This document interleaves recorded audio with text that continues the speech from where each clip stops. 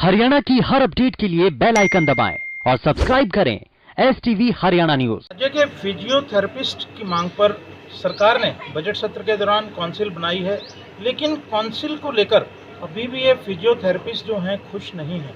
अभी अपनी मांगों को लेकर ये दर दर भटक रहे हैं। आज भी स्वास्थ्य मंत्री अनिल विज से मिले हैं हमारे साथ। इस समय जो फिजियोथेरेपिस्ट एसोसिएशन है उसकी अध्यक्ष मुदगिल हैं, उनसे हम जानेंगे कि क्या दिक्कतें अभी हैं और क्या उनकी मांग है। मुदगिल जी, ये बताएं कि ये जो आपकी अभी मांगें थी, आप लोग काफ़ी लंबे समय से संघर्ष कर रहे थे कि काउंसिल बने, बजट सत्र में बना भी दी गई। अब आपकी परेशानी क्या है?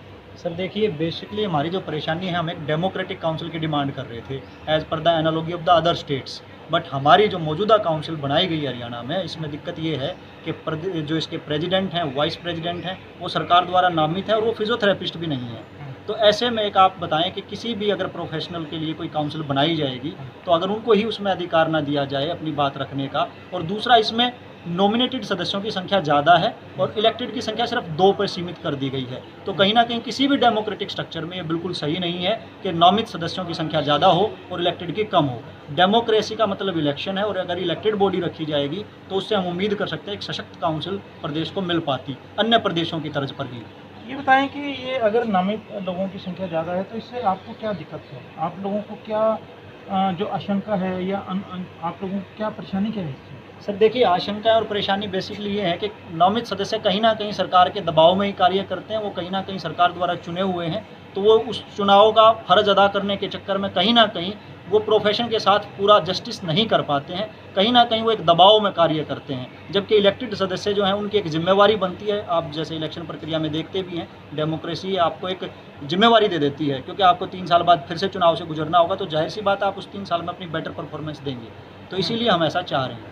आप आज स्वास्थ्य मंत्री से भी मिले हैं, किस तरह का आश्वासन या अपना पक्ष किस तरह से रखा है, तो मंत्री का क्या आश्वासन है? देखिए, मंत्री जी का हमेशा की तरह बड़ा ही पॉजिटिव एटीट्यूड रहता है इस बात को लेकर। उन्होंने जाते ही सबसे पहले तो इस बात पे भी अप्रिशिएट किया था कि हमने बेसिकली वही काउंसिल बनाई है जो ड्राफ्ट आप लोगों ने हमें सबमिट किया था।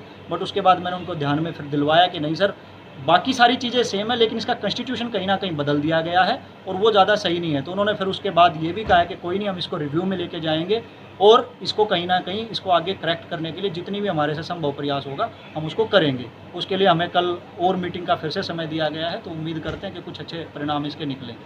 मुदगिल जी, ये बताएं कि अगर ये आपकी मांगें नहीं मानी जाती हैं, और एक तो ये भी बताएं कि आपकी मांगें क्या क्या हैं, इस जो काउंसिल की फॉर्मेशन हुई है, आप लोग क्या चाहते हैं? सर हम ये चाहते हैं कि इसमें जो प्रेसिडेंट और वाइस प्रेसिडेंट की जो पोस्ट है वो फिजियोथेरेपिस्ट के लिए हो, जिनको चुनाव प्रक्रिया के तहत चुना जाए। दूसरा, नॉमिनेटेड सदस्य जो हैं उनके संख्या के बराबर इलेक्टेड की संख्या रखी जाए या थोड़ी सी ज़्यादा रखी जाए, ताकि रिप्रेजेंटेशन का हक सबको मिले। प्रदेश में 95% क्लिनिशियन है और 5% एकेडमिशियन है, लेकिन काउंसिल में 95% एकेडमिशियन है और 5% ही क्लिनिशियन है। तो ये रेशियो गड़बड़ाया हुआ है, इसको बैलेंस करने की ज़रूरत है, क्योंकि क्लिनिकल साइड पर रिसर्च के काम बहुत ज़्यादा हो रहे हैं आज की डेट में, तो उनको भी, क्लिनिकल फिजियोथेरेपिस्ट को भी इस काउंसिल में हिस्सा दिया जाना चाहिए, ताकि एक आम बच्चा जो आज फिजियोथेरेपी का कोर्स कर रहा है फ्यूचर में इस काउंसिल में बैठने का सपना देख सके, इसके लिए काम करने का सपना देख सके, ये सबके लिए बने। ये बताएं कि अगर ये मांग नहीं मानी जाती है, आपने कोई समय सोच रखा है कि इतने समय में सरकार आपकी बात माने? अगर नहीं मानते हैं तो अगला कदम क्या होगा?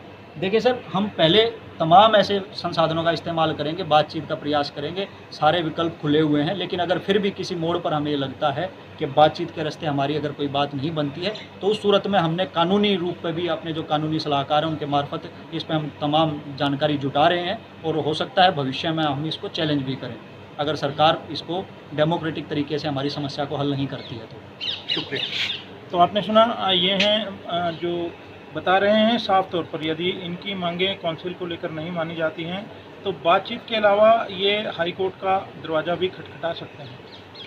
हरियाणा न्यूज़ के लिए चंडीगढ़ से कैमरामैन संजय सिंह के साथ राकेश गुप्ता।